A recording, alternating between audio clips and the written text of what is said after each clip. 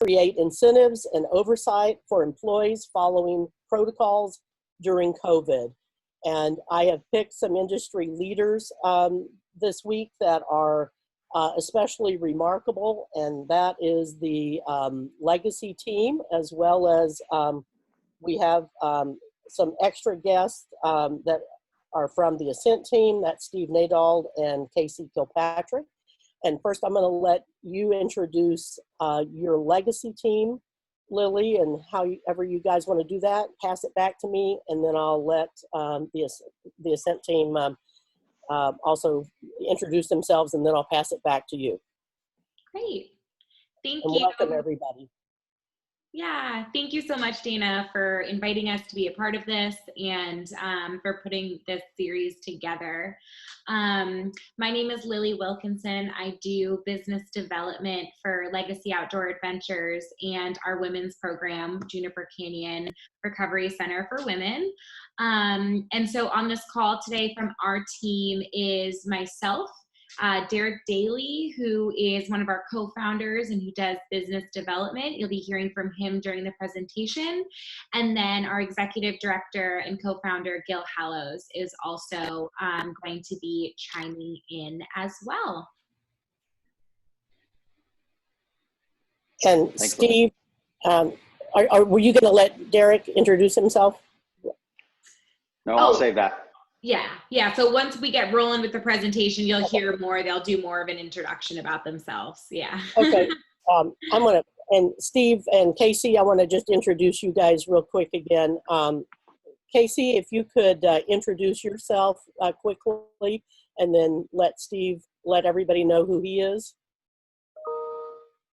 Casey Kilpatrick. I just am involved with managing operations with Ascent programs. Been in our space 22 years. It's really all I've ever known and all I've ever done, and love what I do, and love these kids. And specific with the COVID outbreak, it's like anything else. We're just doing our very best and I love that we're getting together today to talk about brainstorming ways to do it even better. So I appreciate this opportunity. Steve Nadal. Yeah. I'm Steve Nadal. I've been doing this, and this is all I know as well. It's basically been my only job. I'm very grateful to be part of this community of such caring professionals trying to, as Casey said, do their very best to help these at-risk, vulnerable kids. We really have heroes in our midst when especially these frontline staff, who are willing to step up and do the tough work. It's easy for us to sit in the office and talk about it. They're the ones doing the work on the front line. So really, really happy to be part of this community and all these good people who are on this call who do their very best to help these kids. I'm helping run the Discovery Academy, Discovery Ranch, and Red Cliff and Oxbow programs.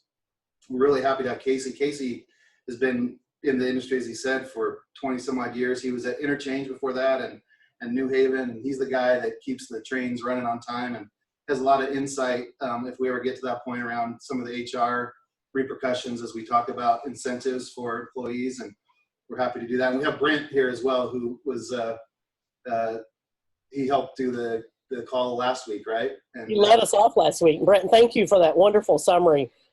Everybody that couldn't attend was able to listen to that tape or the recording, and really appreciated the written summary. Thanks for the effort and excellence that you brought to that. Derek, I'm going to pass it back to you guys and let you take the lead. Thank you. Yeah, thank you. Lily, do you want to say anything else before I get rolling? Or just a few housekeeping notes before we get rolling, Derek, and I'll give Derek and Gil a chance to introduce themselves as we get started with the presentation. But I just wanted to put it out there that I will be monitoring the chat function of our Zoom call today. So if there are any questions, please feel free to put them during Derek's presentation into the chat. If it's anything that I can easily answer in real time, I'll do my best to do that. Any question that requires more of a long form response, what I'll go ahead and do is make note of it. And then when we enter the question and answer portion of our call today, I will make sure that the panel here addresses it. So yeah, I just wanted to get that housekeeping out of the way, and I'll turn it back over to you, Derek. Gil, do you want to say anything before we get rolling? No. All right, take it away. All right, so I'm gonna share the screen here. Well, maybe a quick introduction. My name is Derek Daly, business development, Legacy Outdoor Adventures in Juniper Canyon, and yeah, I've been doing this for a long time. I discovered this work 20 years ago when I found people circling around fires out in the Utah desert and doing this really powerful and meaningful work, and it just grabbed a hold of me. And I've been passionate about that and looking for ways to harness and share that experience for the last 20 years. So it's great to be on here. Thanks for creating these spaces, these shared spaces where we can come together. Last week I was on with Brent Hall. I thought he did a great job. I found it valuable. So hopefully today we can cover some stuff that you guys will find useful. So let's see, I'm gonna share my entire screen and then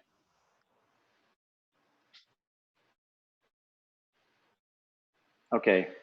Lily, you're going to need to keep letting people in too. There's a few people asking to be let in. Oh, Can we see? okay. Can we see the screen? Yes. Okay, great. So industry chat 2, how to create incentives and oversight for employees in following protocols during COVID. So yeah, we got asked to come on. This is something that, you know, we've put a lot of energy into, obviously, over the last 3 months. If you notice that background photo, that's surfing. We don't do surfing at Legacy. There's no ocean here, but this was from the last industry event that I went to that was out in California, which was some time ago. So just throwing that in there, remembering it's been a long time since any of us have been together in person, and it's good to have these get-togethers here on Zoom. So one of the things we recognize just up front with COVID-19 is that it can fundamentally challenge our culture within our organizations, and how we engage our people in the long term. I believe this situation actually presents an opportunity to think about how we elevate our communications, create more resiliency in our workforce, and build more focus on health and well-being. So, you know, I'm a big fan of taking a challenge, just like we teach our clients out there on the mountain, and doing a little reframe and say, what's the opportunity here? And I think one of the opportunities is this is an opportunity for us to get a good look at who we are and go back to some of those fundamentals in our core. And I'm going to talk about that right here. So with, I think, culture and working with our employees specifically in managing COVID, recognizing that our preparation for managing this situation began long before this pandemic ever hit. And so as we talk about this, and as this situation developed, we had to pause and consider our approach. And when we pause, just like we teach our clients out on the mountain, to go back to what is the mission, what is our goal for this week? And similarly, we paused and did that within our organization. So we went back to our way of being, as we call it, our core values, our guiding principles, and let those really help lead us as we made decisions on how we'd approach this. So mission, to provide the most effective treatment by creating the most engaged team of professionals. And then we looked at that and said, hey, we want an additional mission during this pandemic, something to help guide us that has proven to be helpful. And so that is, we will do everything within our power to continue to admit clients and to keep all of our team members employed. But part of that mission and us coming to that conclusion is really recognizing that the work that we do is essential. The families and the clients that we work with are in need, are in distress, dysfunction, at risk, and continuing to function during this time is important. Once we've come to that conclusion, then it's easy to recognize our team members, and keeping our team members employed and safe is essential to being able to do that. And so that with that mission in mind, then we go to, how do we use our guiding principles and core values to help guide us as we sort of weather the storm. So here are some things that, as I sort of go back and look through, as well as through conversations with other industry leaders and professionals who've sort of been navigating this and have been able to pull from our own work, a little bit of a framework that I think might be helpful, that we can keep going back to. So responding to the immediate challenge, implementing these steps, I think really helped us. So early on, we established a business response and continuity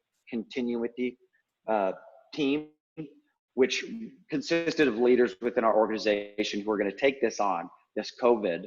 Gil, Mike, other leaders come together where we could look at what the news is telling us, look at what the CDC is recommending, sort through all that, look at the state laws, sort of try to look around the corner and take in all this just abundance of information, and then sort through and see how are we going to apply the necessary changes and be out in front of this as a business. So we established that. We confirmed critical roles and backup plans. So for example, we'll get into some more specifics, but field guides, obviously essential to the work that we do. Clinicians, essential. Business development, you guys can work from home a little more.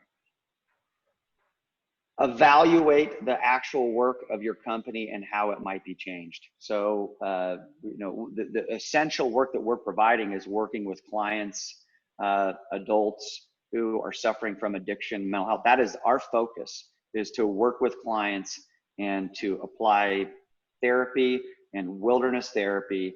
And that's at the forefront of what we need to protect within our organization. Right? Things like business trips, things like travel, those things are not essential. So they're easy to say, hey, let's let those things, let's stop those things and focus on what's essential. What's our essential work that we offer, our purpose of our organization. Understanding that work is mission critical and what can be deferred or deprioritized.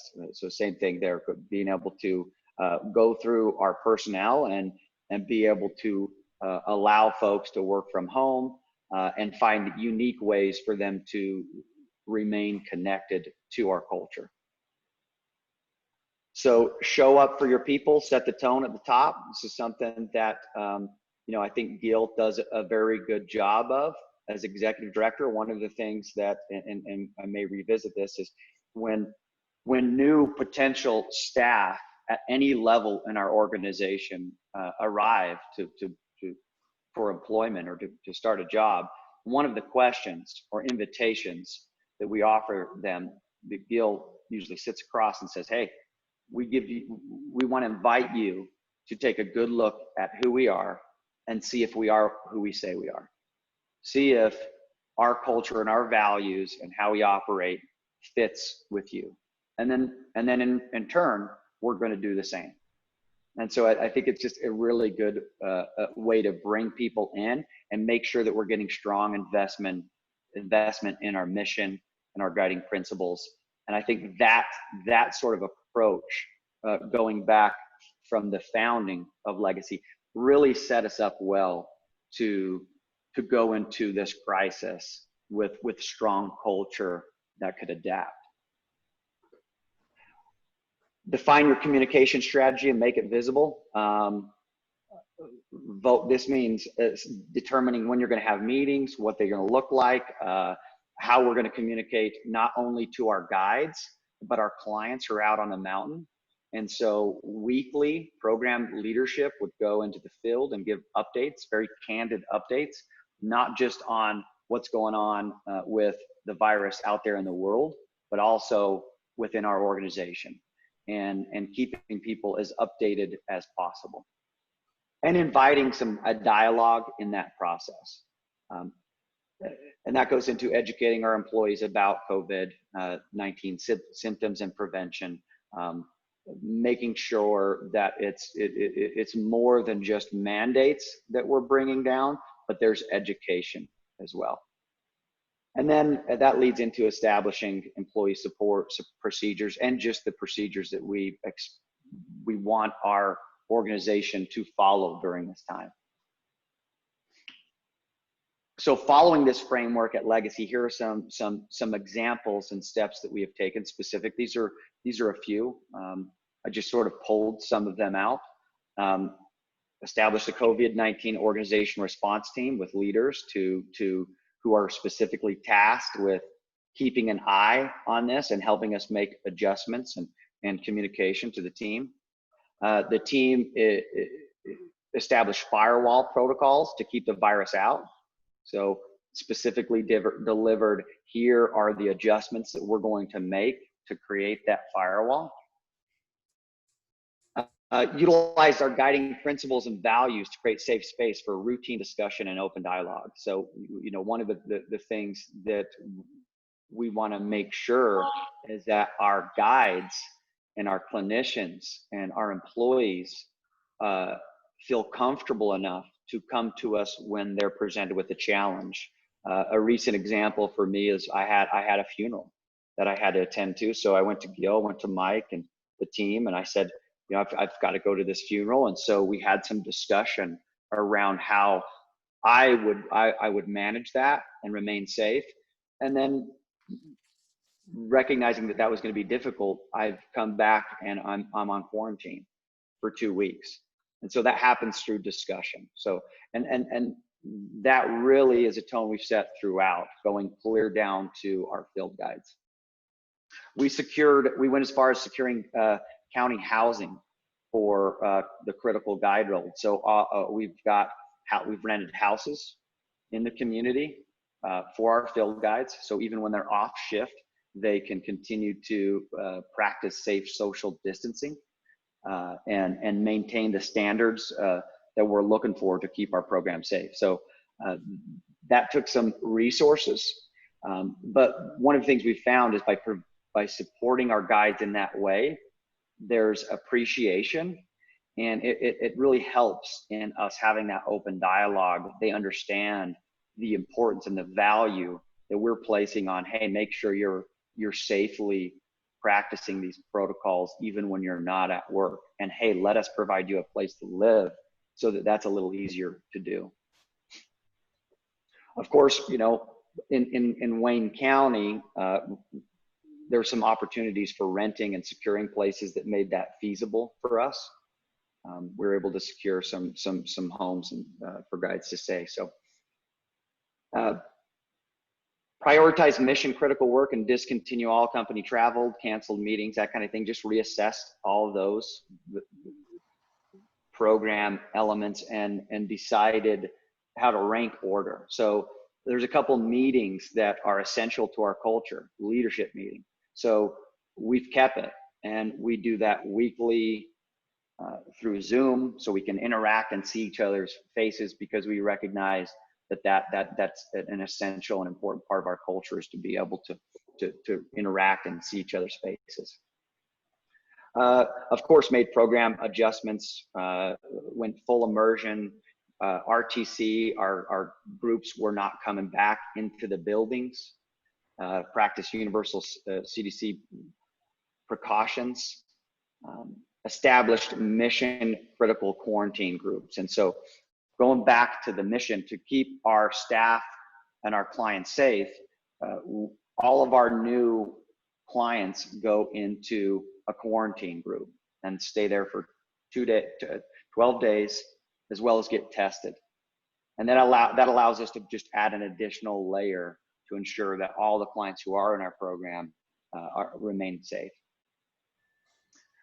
Again, leadership is meeting with guides and clients weekly to facilitate those discussions. And then creating financial and bonus incentives to honor and acknowledge additional work and stress that that plays out because of this situation. No, let's go get one. Managing versus facilitating, and working with leadership to have a balanced approach. We can eat something. So we got food here. I'll eat some pasta. Managing versus facilitating. I'll highlight that real quick. Is if you get a I think tea, there's I'll take a time tea. For management style, and Gil and I have talked about this. Management is required when safety is a concern. So in other words, if we're not practicing the steps necessary to keep our clients safe emotionally or physically, then it's an appropriate time to come in and take a more managing style approach, and that can actually benefit the culture. But when there's opportunity to create a facilitating approach, which is that invitation for everyone to come to the table and discuss, then we're going to look for those opportunities as well. Establish remote family therapy sessions. So obviously we're not bringing families here. This sort of stood out to me as we've gone about this, but in moments of uncertainty and concern, it's not only about what leaders of an organization do, but equally how they do it that matters. These are moments that matter, and how we rally our team is key. I've been so appreciative during this time for the partnerships, the partnership that I have at Legacy, Gil, Mike, and other leaders to be able to share this. And so when I'm struggling or I'm stressed, I've got a partner to go to, and we can talk about that and share that with each other, and really make sure that we're showing up for our team. Some of our team, this is a screenshot from one of our meetings. You get to sort of see each other's workspace.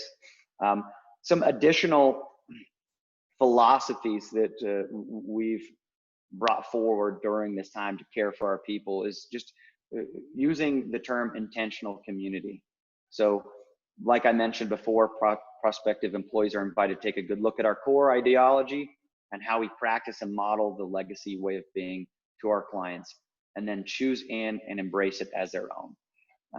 That has been and continues to be a strong focus, something that we go back to and point to. An outward mindset, putting the needs of the community ahead of our own personal agenda.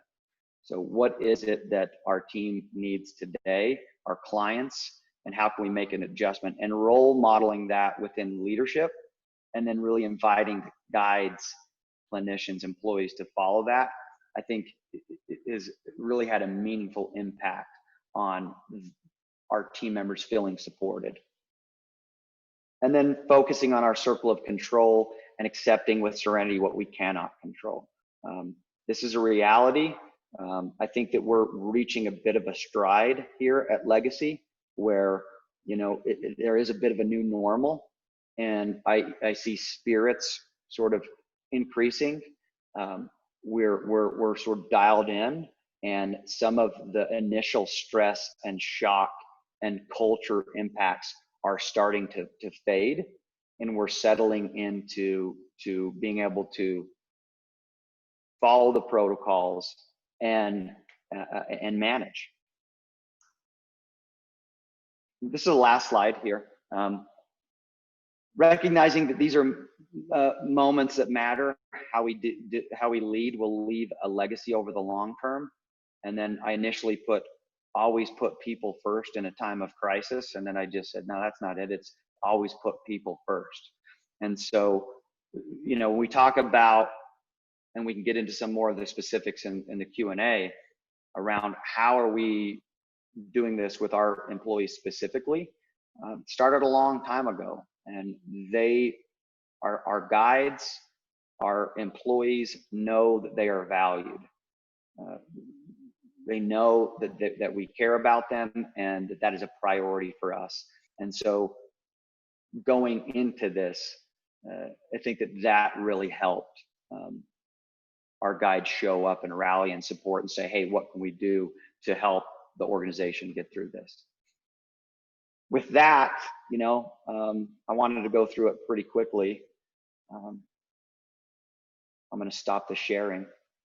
I want to open it up to Gil, just to see if Gil wants to dive in a little bit further on a couple of those points or highlight some, and then open it up for some questions if anything's popping up.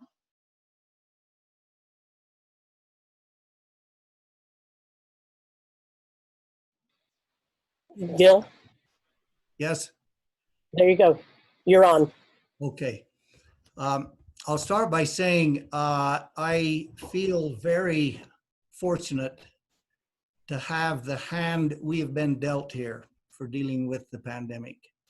As I look at how this scourge has impacted people and programs and organizations all over the world, I feel blessed that we have what we have here. Not just that we have a huge, vast expanse of space to spread out in. We're in a very small, remote part of Utah. The primary thing I want to acknowledge that is such an advantage for us is the team we have here. And as Derek pointed out, team culture is not something you can just suddenly create to deal with a crisis. It has to be built. It has to be something you value all along. Our mission to provide the most effective treatment is driven by the second part of our mission, which is to create the most engaged team of professionals. So the theme of this chat is incentives and oversight. How do you incentivize a whole team of people to make such huge personal sacrifices?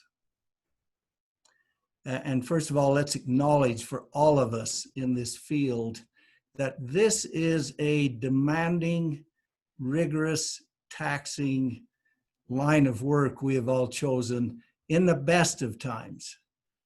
Now, overlay then all of the protocols we're implementing and practicing, and the expectation we have on every member of our team, whether they're on duty or off. We have really high expectations for members of our team to practice safe protocols when they're not on duty, because we know that once our clients go through a quarantine period and get tested, by far the biggest risk we have of compromising our own firewall is those of us who are coming and going.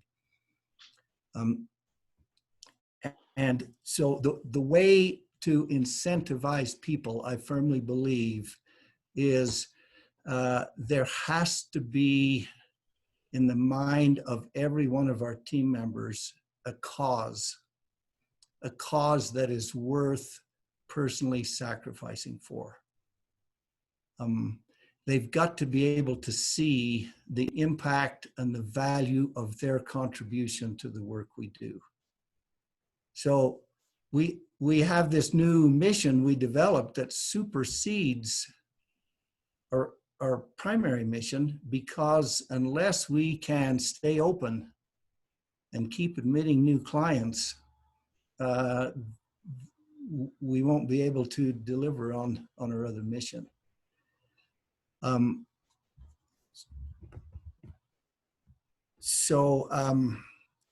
It's a matter of communicating, bringing every member of the team and bringing the whole team together on sharing a vision, sharing a mission. I just had a phone call just before this session this morning from a mother who, with tears in her eyes, said, "Thank you." Literally, her literal words were, "Thank you for saving my son's life. I never believed that I would get him back." And it's that level of passion for the work we do, that level of commitment for the work we do, that we can share those kinds of stories with our whole team, that drives them to be willing to make those personal sacrifices and continue to do this work. We have a principle here that I think is universally applicable. We drew it from the Arbinger Institute material. There's a book on this principle called the outward mindset. And it has to do with having a mindset. Well, first of all, it's based on the recognition that behaviors are driven by mindset. And if we can inculcate and model and practice, universally practice a mindset where we're putting the needs, the objectives, the agenda of the bigger organization ahead of our own, then we can, that will drive the behavior that will lead to the results we want.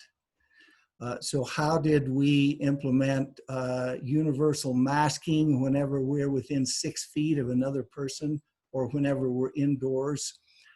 Through the lens of an outward mindset. I'm wearing a mask more to protect you from me than I am me from you. And it's that mindset that incentivizes every member of our team to practice our protocols, because they all understand that if we get a compromise to our firewall, it could risk putting in jeopardy the work we do here. Every member of our team understands, because of this outward mindset, that my behavior, when I'm off duty, my behavior can potentially impact the entire organization. And so because of that mindset and because of a shared vision, a shared sense of mission, we can make these big asks of our team members. We can set our expectations very high, knowing that they understand that they're part of this united effort to keep us in business and keep us doing this profound life-altering work that we do here. As it turns out, we've not only been able to retain the vast majority of our guides and all of our therapists and all of our other key people, period. We've also actually expanded our workforce. We've been able to attract new employees, orienting them before they accept a job here about what our expectations are, and that you'll be intentionally choosing into a community that has clearly defined core ideology. We've had to expand our team because we now run, in addition to everything else, we were running 2 quarantine groups, which has required extra staff. Then I'll say something else. We expect a lot of all of our employees, and in return, we feel a responsibility to reciprocate that level of commitment. For example, a couple of weeks, we've had several more field guides on the roster than we actually needed. Well, you've committed to be part of this team. We reciprocate that commitment, and we actually had the luxury of having some extra guides a couple of weeks on some of the teams in the field. We have Derek talked about some of the financial incentives, which are always appreciated, extra pay for staff in the quarantine group. Because we've been able to continue to do well with our numbers, we've done a profit share with our employees. We plan on doing another one, just as a way of saying thank you. Thank you for making your personal sacrifices for us to be able to fulfill on our mission. We've tried to figure out ways to support members of our team meeting their social needs, creative ways. So one way to do this is to encourage people to look from the perspective of what can I do? If I follow all of the safety precautions and all of the expected protocols when I'm off duty, what are some things I can do? Instead of focusing on what are the things I can't do. And so we have a lot of individual conversations. Somebody wants to do something, we go through the checklist. Can you stay 6 feet away from everybody? Can you wear a mask when you're around people, et cetera, et cetera. And our team members are figuring out ways they can meet many of their personal needs while practicing safe precautions. So let me talk a bit about oversight. When you have a culture that is committed to a shared mission, when you have an intentional community, the oversight part is just a natural outgrowth from that. We have a concept we call 360-degree leadership, which means we expect everyone here to do their part in holding everyone else accountable. From the very newest field guide up through the entire organization, there's an expectation that we're all in this together, and there's this group accountability. In other words, let's practice what we're trying to teach to our groups, that we hold each other accountable. And thus, the enforcement piece is a shared role that we all participate in. Maybe some of us slightly more aggressively than others. It's something that is the expectation that we all share in that. And so at the end of all of this, we keep coming back to why are we doing this? Well, back to our new mission to do everything within our power. There's a lot about this pandemic. Most of what's going on out there in the world, we have no control over. Let's remember the serenity prayer. Let's accept with serenity and let go of what we have no control over. Why worry? Why get stressed out about that? Focus our control on what is within our sphere of, focus our effort on what is within our sphere of control. The net result of that will be tying back into our mission, that we will be able to stay in business. And we have sort of summarized our mission here is we're in the business of saving lives.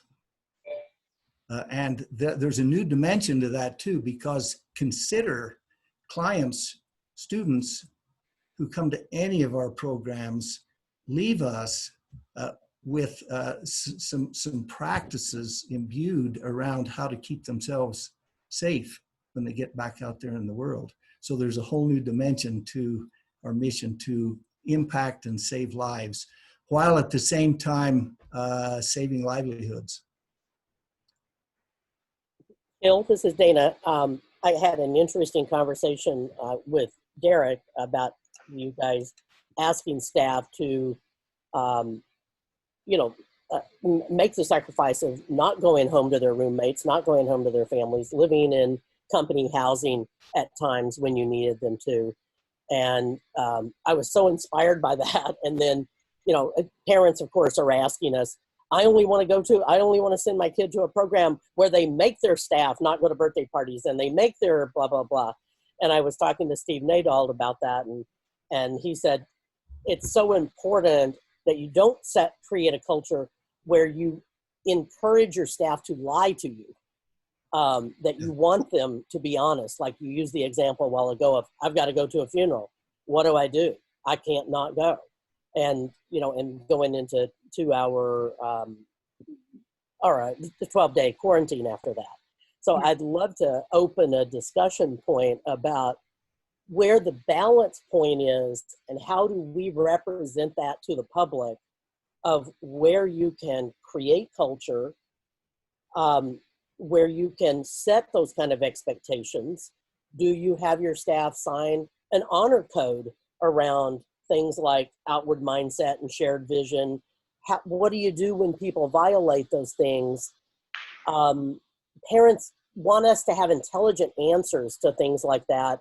And Casey, I'd love your weigh in on what legally can you do and not do in this, from an HR perspective. And I know from a licensure level, we're getting to break laws and boundaries all over the place during COVID temporarily. So anyway, would love to open the discussion from that perspective.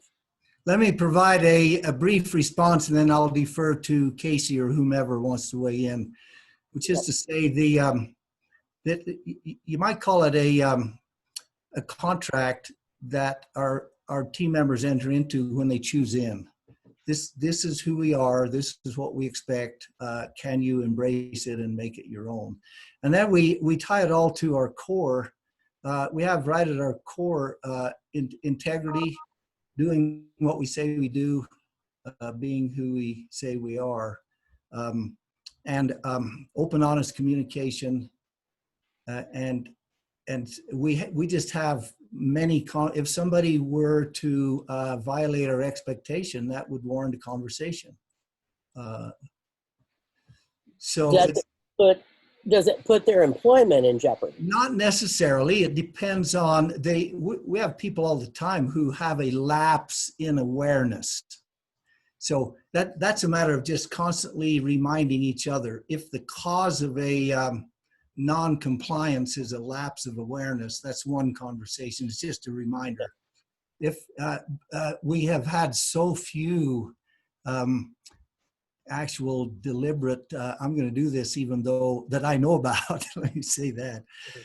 I'm going to do this even though I know it's in violation.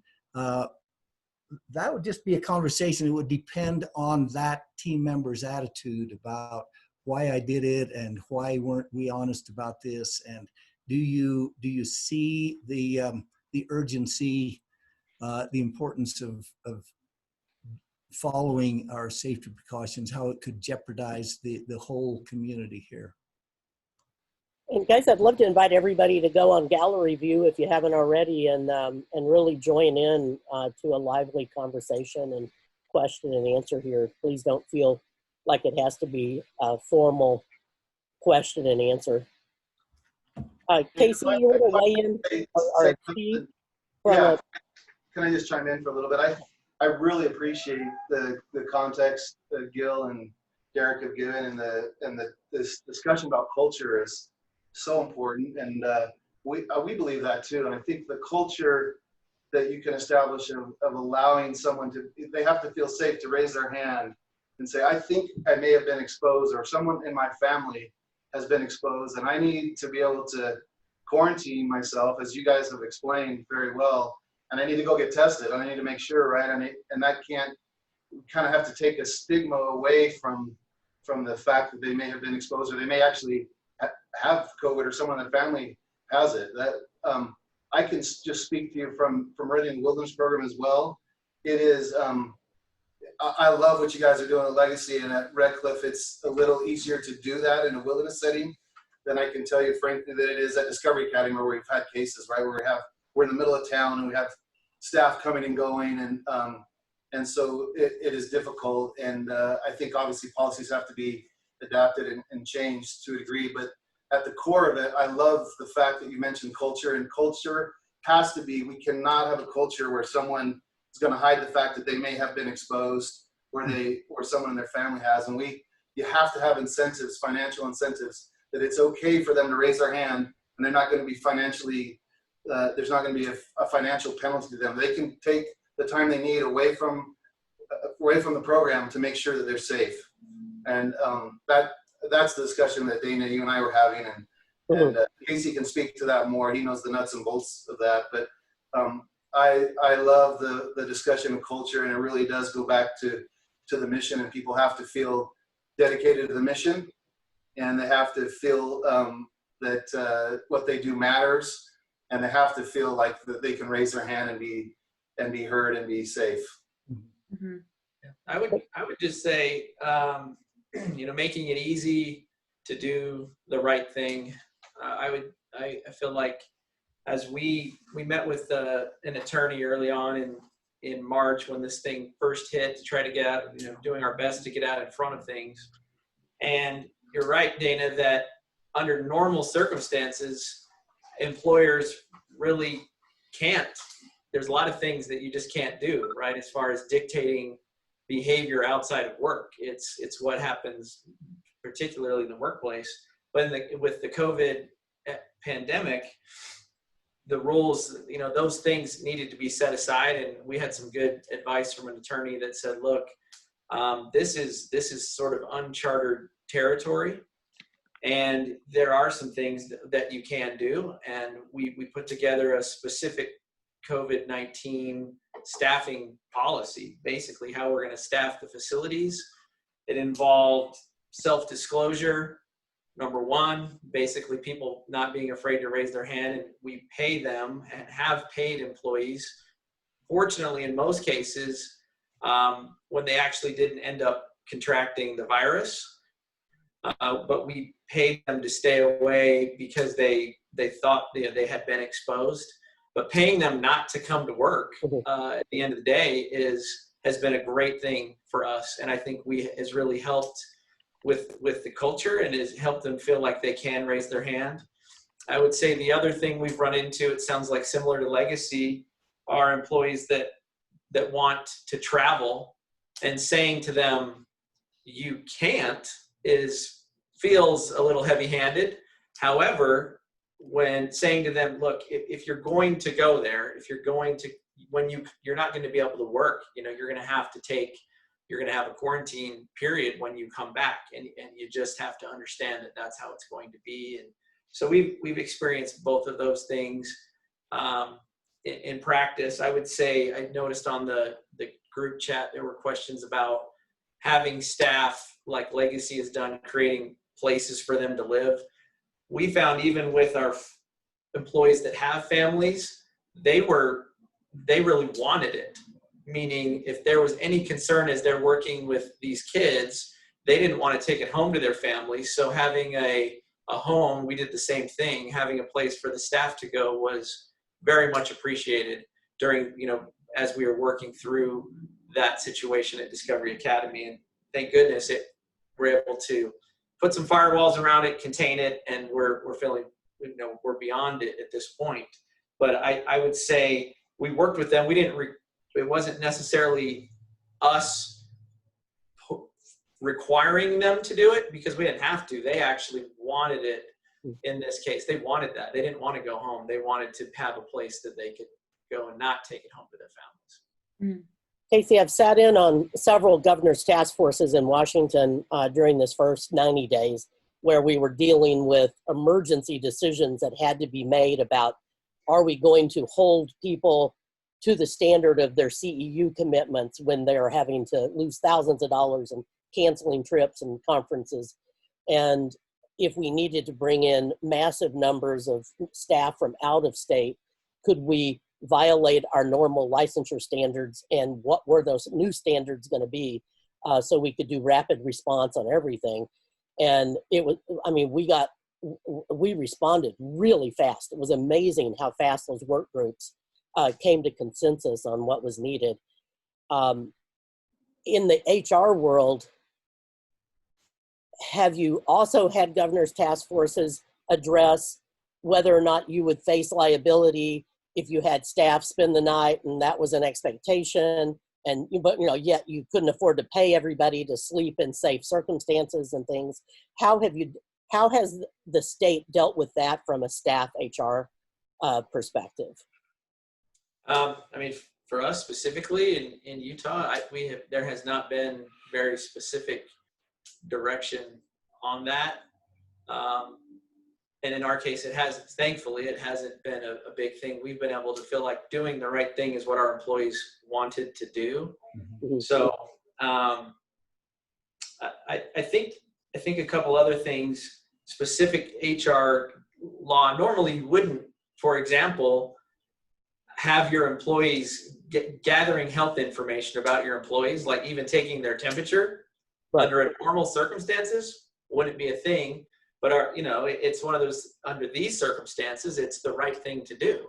And so I think I feel like we got some good advice from our attorney, or a couple of them that we were talking to early on. And yeah, by normal HR standards, we are probably, well, not probably, we're definitely stepping over, crossing lines that normally wouldn't be crossed, but we're doing that in the name of student safety, staff safety, and given the circumstances, we feel like, and our attorney has advised us to say, you're good, as far as doing that. In fact, it feels it's a best practice scenario, and we would have that reasonable person defense that what would anyone do. And you look at, nursing homes are a great model. I mean, they've implemented some very strict protocols. And I think we're doing the best that we can, and I think that's going to be accepted. It is being accepted. Mm-hmm. Mm-hmm. Well, here's another question. In the national climate we have right now of undermining public health standards and basic science, how do you balance those hugely differing political perspectives amongst your staff and even amongst kids coming into program, where they may be coming from families that are highly polarized one way or the other, and a kid who refuses to wear a mask in the appropriate setting or something? Derek, you want to throw that one back at you and Gil? Yeah, well, I can take that one. One of the changes that we instituted, and again, this is not necessarily something that every program can do, but we're working with adults 18 to 35.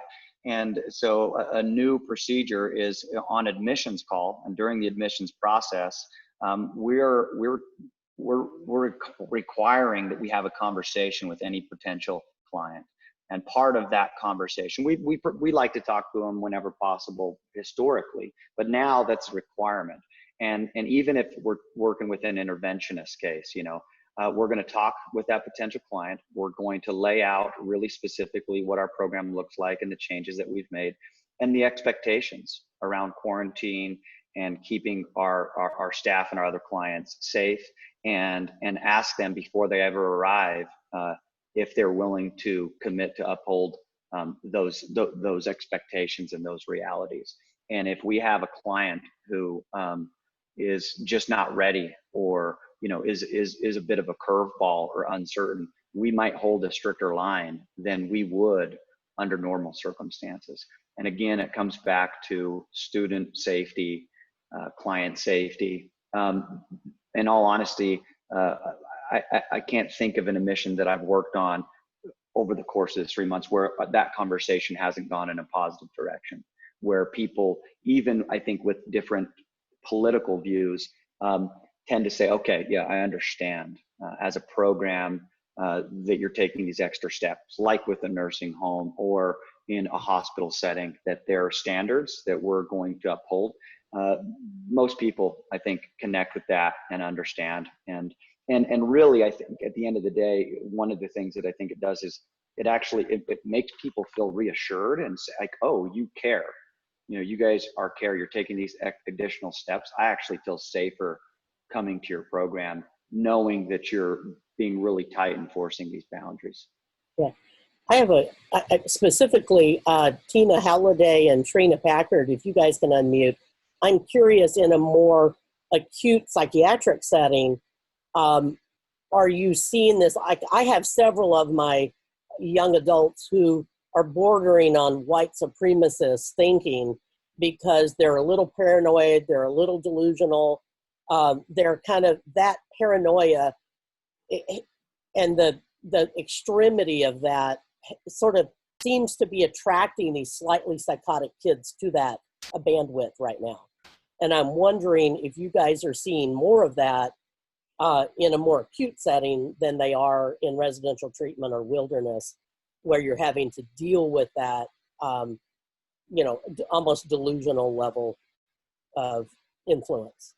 Or just a perseverative thought process that you're going to get with some of your ASD population in particular, right? Just that if they get focused on that because it's so much in our face. I don't know that we've particularly had that experience. I think with our young adult assessment program, it's similar to what Derek spoke to in terms of having this discussion in advance before coming in and expectation. We work in a very large healthcare system. We have 6 hospitals on our campus. So from that perspective, we have lots of protocols coming in the door from having an actual COVID test coming in. So I think it's in advance, that preparation and defining that. Again, I'm just going to defer back. Derek, you said it really nicely in terms of expectation and protecting people and protecting an environment. And I think we've been okay thus far and not had gotten caught in the weeds of the dynamic you're talking about, Dana. We may in the future, but we haven't so far. Trina, what's your thought? Not fun. Yeah, I would say the exact same thing. Like, not really. I mean, for us, same thing. We require a negative COVID test. Prior to admission, we're having conversations with our families around, look, there's got to be a negative test. Your kid will wear a mask if they go off campus. I mean, there's a lot of those conversations that are happening across the board. And I think at least in Utah, we're particularly in a county where anytime you're out in public, you're being required to wear a mask.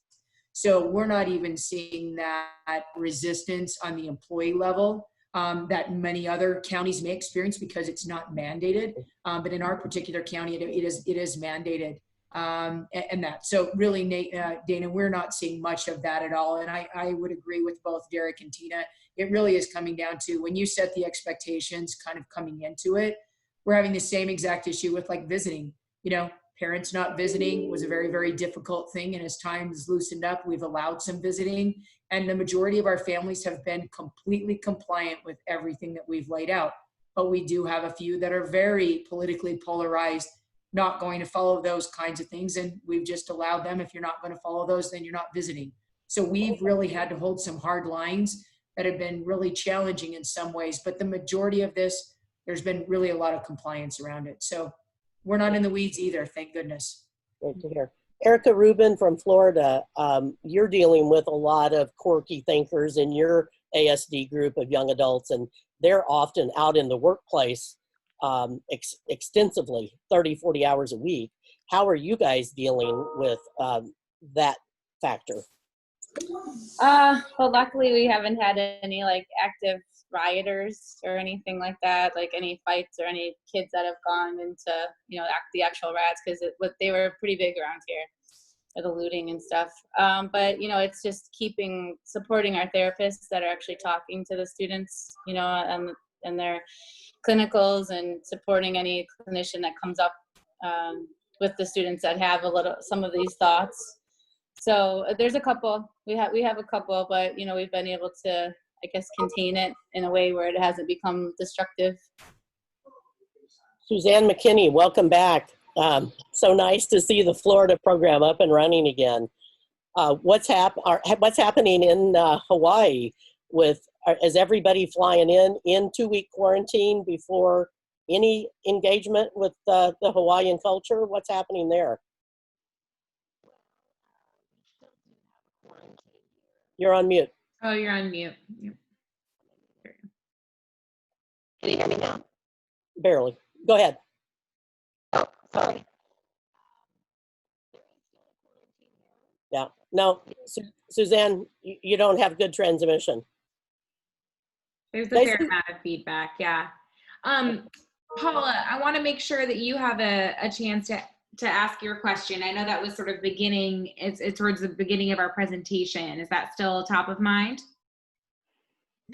Towards the very end, I think it waited to the last hour when I got what I was looking for, some specifics. I appreciate everything that went on before, the culture, et cetera, and Gil and all that added.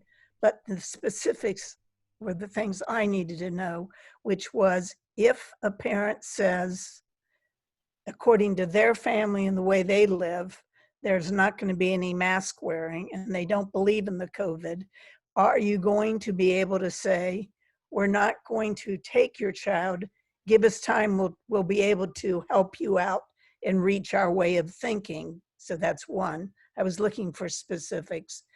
And I just need to understand, if you find 1, 2, however many students actually have the virus, as I'm understanding, you're moving them into a house and they're staying quarantined for 2 weeks.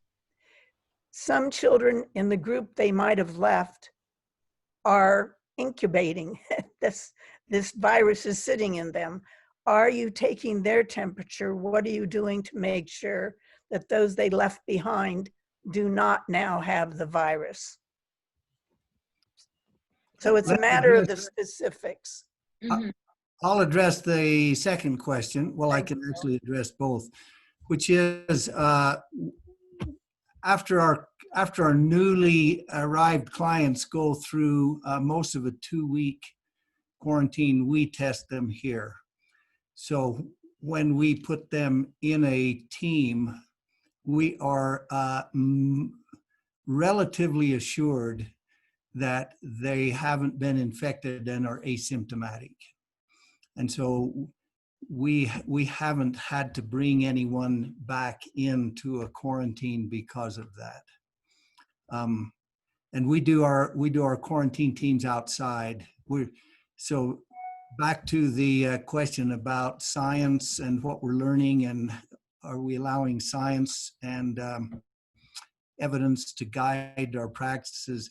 Yes, we've come to learn that everything else being equal, outside is so much less risky than inside. And so we do everything outside we possibly can, including run the whole quarantine team outside. Okay. And the first question, to your first question, would we bring a client in who refuses to wear a mask? The only time we have our clients, we insist on them wearing masks is if they're in a closed space, which the only time we really get in is if we're mostly when we're in a vehicle. We would have to look at that because no, we would not compromise our own protocols if a client was unwilling. That would probably come out in that initial interview process that Derek referred to. I was thinking of the family because I see it here when it said, I don't believe it, they're not going to wear a mask, I'm not going to wear a mask. And that's fine for them, but I'm referring students to you. And I want to make sure that what I say, I can be held to, which would be, you're going to be there, you're going to do what the program says. Yeah, we'd have the conversation with the client and hopefully persuade. We wouldn't just automatically say, no, you can't come in. We'd see if there was a way to convince them that it's for their own safety. Brian Shepard asked a really interesting question. Does anyone know if it's legal to force someone to take a COVID test under any circumstance? Derek, you're shaking your head yes. You want to answer that question? Well, I think that there, just reading a comment here, Elizabeth, I think a little further in New Mexico, the Department of Health is now mandated testing for anyone working in care as well as residents. So, I think that that's a trend that we're seeing. And so, in the conversations that I've had, I think that the point Casey made earlier, there's still some gray area here, but I feel like we're on pretty solid ground. Mandating that. And in fact, it's long been a requirement for us in wilderness therapy that we do physicals and we do They do a physical check-in before they come in, meet with the doctor. So, you know, there's been some elements in that for us for a long time. This is an additional piece that we're now adding. And so I feel pretty comfortable with where we're at in mandating testing and also temperatures for anyone arriving on campus. So let me just add a little commentary to that. No, we would never force anybody to take the test. However, if it would be, we would use the leverage we have is you either take the test or we can't have you in the program. So we can't That force is you to the take thing. it, but we can use it as a prerequisite to do the program.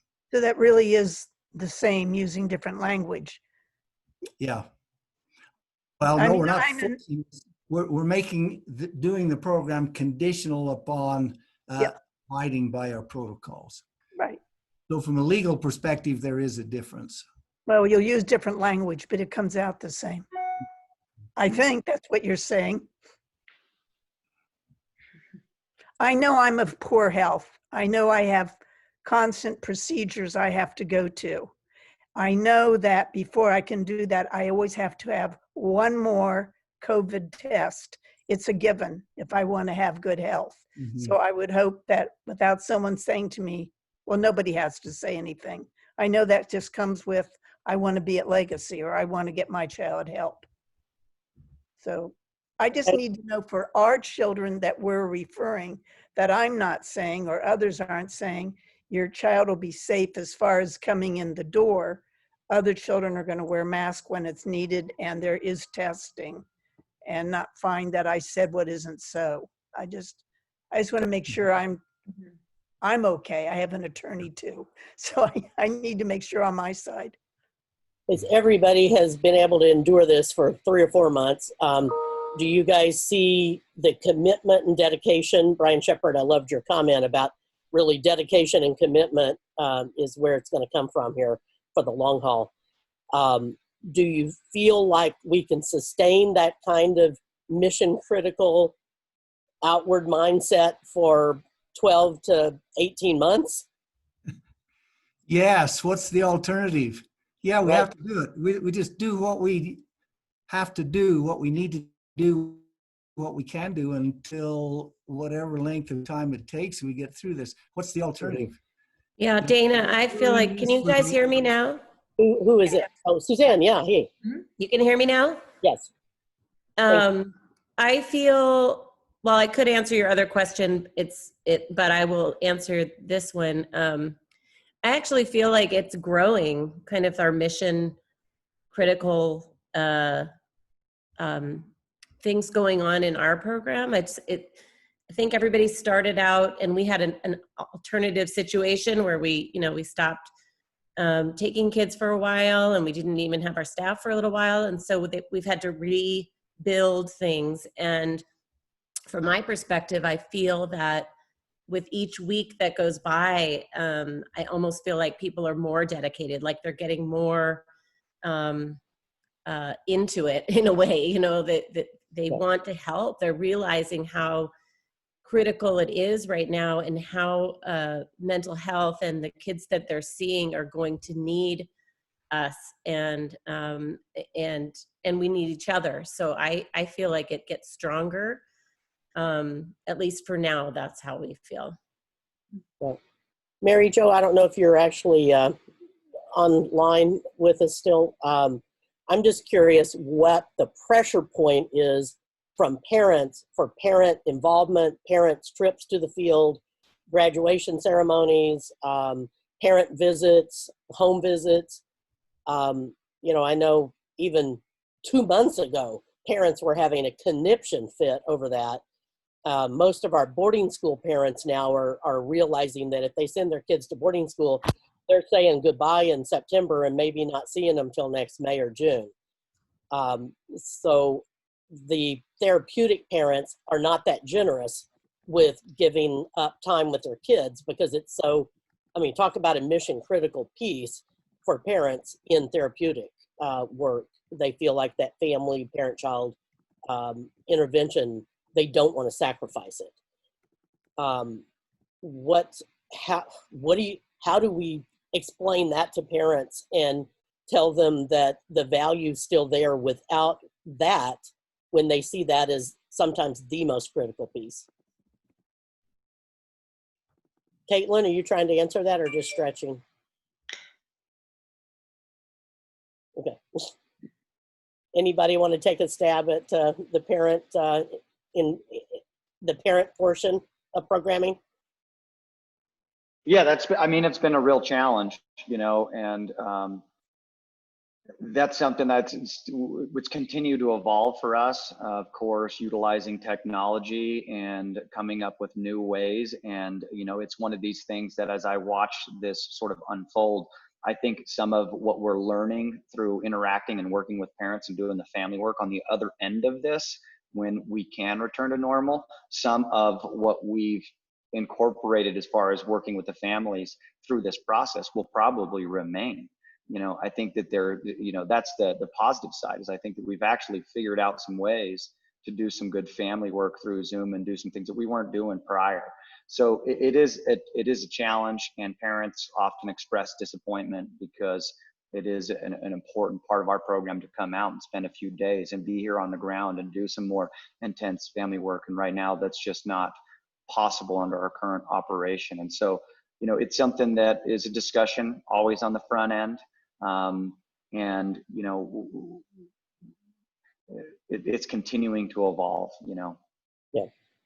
We're certainly seeing some improvement in, parents were complaining miserably for a while that a hour-long intensive family session had become this chaotic 20-minute session with their therapist, with dogs barking in the background and kids crawling through windows and all sorts of things. It seems like the staff have become more professional on Zoom, and I'm hearing less complaints this month than I have been about that. So thank you to all of you for helping set a more professional standard from home for your employees. I think collectively people's comfort with this type of communication is also increasing. And so I've certainly noticed and found when we get on and do a family session via Zoom, it's not as awkward as it would have been, I think, for most of us a year ago. We're doing so much of this in different ways. People are coming in and they know how to navigate with the technology, and so it has become easier. Nice. And you notice most of us are no longer wearing our pajamas. That's good. I think too, for us, I know in Building Bridges at the end of August, we usually have a big family session. And not only thinking about our campus, but also thinking about the community, that we didn't want 20 sets of parents in the community. There's no cases there right now. And so we're switching to doing it as a Zoom, and then we'll stagger the family visits so as not to impact campus as well as the community and our staff and all those pieces. And so far, all the parents have been in agreement, which also meant they had to cancel flights because a lot of them had already bought it. But I think sometimes too, we get so focused on the program community that we don't think about the external community. And I know Low is a small community. So it's also part of, for our staff, not bringing COVID home to their families or to whoever, that could also create a spread, because especially in Montana, all it would take would be one person saying, oh, Building Bridges started COVID in Sanders County, to just make programs look like we're not doing what we need to. Yeah, and I think a couple of people touched on this throughout this idea of, this being somewhat of an opportunity to explore selflessness and sacrifice. And that goes for students, that goes for staff, and that goes absolutely for parents. This we're exploring virtual parent workshops and those types of things, but yeah, I'll get the question all the time of when can I visit my kid, and we'll talk about the importance of maintaining safety on our campus. And when I start to talk about the fact that other parents are not going to be coming on campus, like, you know, visitors aren't coming on campus for the well-being of your own child. You know, they tend to kind of get more on board with it, but they always have to ask that question. But yeah, I also think it's important to respect and honor that huge sacrifice that parents are making, not having as much access to their kid as they used to. Guys, I want to tell everybody thank you. I promised we'd end this at 20 after. So I've learned a lot about the specifics of what it means to create good culture, the outward mindset, the shared vision, the intentionality of it. Really impressed with some of the creative solutions, from housing to profit sharing to all sorts of things that you guys are trying to incentivize staff during this difficult year. So thank you, everybody. Trina Packard and the Salt Lake Board of NatSat committee is going to be hosting the fourth one out. So that's the 23rd. This coming week is the IECA conference. So the 13th, I'm unsure whether we're going to try to do one next Thursday. If you want me to do one next Thursday, it is an unopposed hour. Raise your hand real quick. If you'd rather I skip a week, don't raise your hand. Okay, the vote I think is don't. Okay, we'll skip 1 week so that you don't have so many demands because of all the IECA demands next week. And hope to see everybody there. We are looking forward to lots of virtual contact time with everybody, learning how to do that well. So thank you very much. I'll see everybody again on the 23rd. Thank you so much to our speakers and guests and invited experts. Thank you, thank you, thank you. Thank Dana, you.